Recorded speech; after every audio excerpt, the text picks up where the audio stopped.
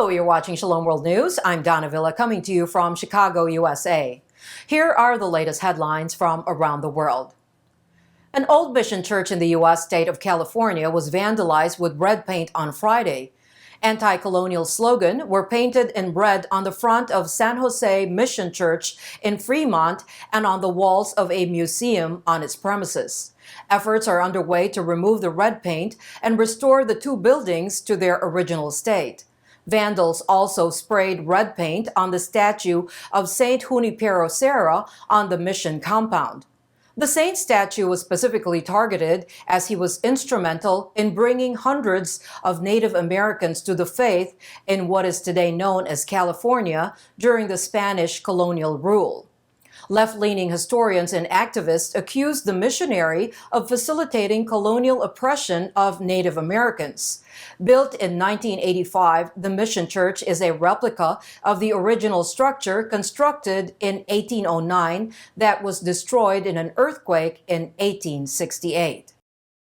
In yet another significant pro-life victory in Northern Ireland, the Belfast City Council has put on hold an attempt to censor materials or activity by pro-lifers on the streets of Belfast that would influence a person directly or indirectly from getting an abortion. After considerable resistance from many pro-life advocates, notably the Society for the Protection of the Unborn, or the SPUC, the plan to make it mandatory for pro-life supporters to obtain a permit to engage in such activities in public was withheld.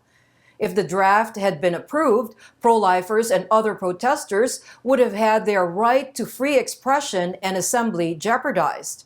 In addition, the proposed legislation could have approved pro-abortion counselor Michelle Kelly's desire to restrict abortion imagery to the public, deeming it to be harmful and offensive. However, other Belfast councillors dismissed Councillor Kelly's stance. Ahead of the World Day of the Poor, Pope Francis will travel to the Italian town of Assisi on November 12, where he will meet with a group of 500 poor people from across Europe. According to the Vatican, the meeting will take place at the Basilica of St Mary of the Angels in the hometown of the founder of the Franciscan order, St Francis of Assisi. The Holy Father will personally meet with the impoverished people, pray with them, and listen to their stories. This year's theme is taken from Mark's Gospel, quote, "The poor you will always have with you," end quote. The Pope will be welcomed by the poor along with civic and ecclesiastical authorities. They will also be presented with a pilgrim's cloak and staff, suggesting that they have all come to the town of St. Francis as pilgrims. His Holiness will pray with the poor and give them gifts before departing for the Vatican. After his departure, the Bishop of Assisi, Monsignor Domenico Sorrentino, will host a meal for the poor. Pope Francis established the World Day of the Poor in his apostolic letter, Misericordia et Misera, published in 2016 at the end of the Church's Jubilee Year of Mercy. At a time when many religious congregations are experiencing a sharp fall in the number of vocations, a Benedictine monastery of nuns in the U.S. is being noticed for its springtime of vocations. The Benedictines of Mary, Queen of the Apostles, a cloistered order of nuns in rural Missouri, is thriving with young vocations. Young women ranging from the ages 17 to 30 knocked on their doors to leave a world driven by pop culture and embrace a lifestyle that dates back to the medieval times. The young girls come from all over the United States. Despite their contemplative life, they find time to record devotional albums that have become chart toppers. So far, they have had 4 albums that topped the charts. These nuns were the first sisters to win the Billboard's Classical Artist of the Year award in 2013. Their latest CD was released on October 26th. In a significant ecumenical gesture, the Catholic prelates of all rites in the Holy Land announced that Catholic priests can administer certain sacraments to Orthodox believers.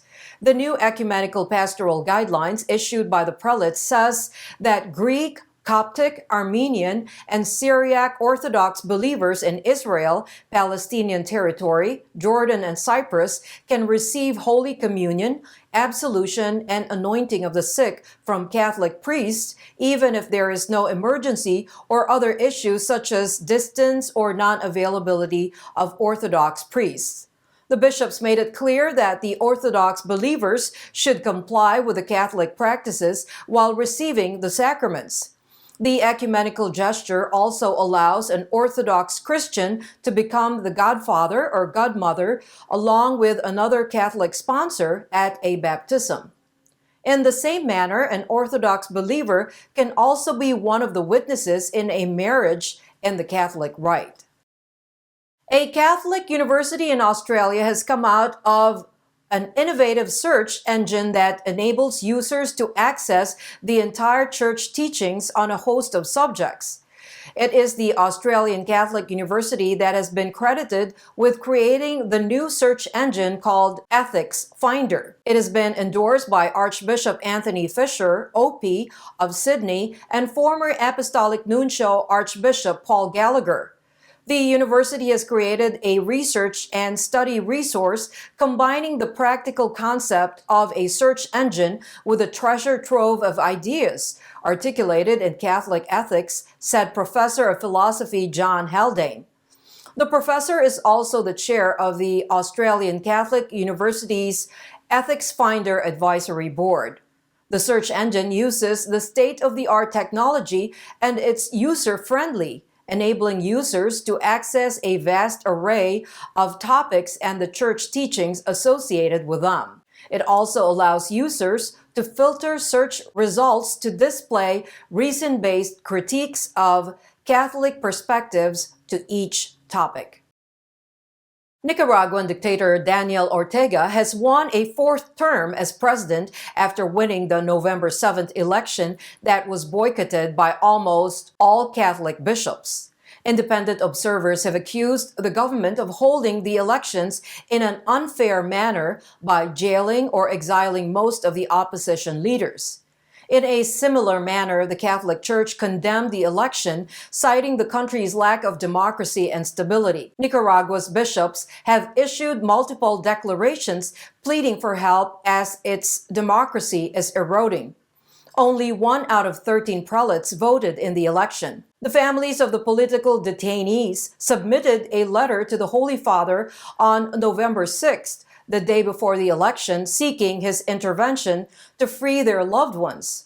They also told the Pope that an estimated 150,000 opponents of the regime have fled to the United States or Costa Rica, and that those who remain in Nicaragua have only had limited access to their imprisoned relatives.